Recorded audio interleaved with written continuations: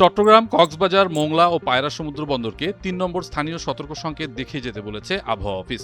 সোমবার ৬ জুলাই এক বিশেষ বুলেটিনে আবহাওয়া অফিস জানায়, উড়িষ্যা ও তৎসংলগ্ন দক্ষিণ ঝাড়খণ্ড এলাকায় অবস্থানরত মৌসুমী নিম্নচাপটি উত্তর পশ্চিম দিকে অগ্রসর হয়ে বর্তমানে দক্ষিণ ঝাড়খণ্ড ও তৎসংলগ্ন উড়িষ্যা এলাকায় মৌসুমী স্থল নিম্নচাপ আকারে অবস্থান করছে।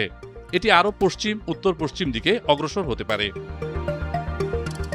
এর প্রভাবে উত্তর বঙ্গোপসাগর ও তৎসংলগ্ন এলাকায় বায়ুচাপের তারতম্যের আধিক্য বিরাজ করছে বলে সমুদ্র বন্দর, উত্তর বঙ্গোপসাগর ও তৎসংলগ্ন বাংলাদেশের উপকূলীয় এলাকার উপর দিয়ে ঝড়ো হাওয়া বয়ে যেতে পারে।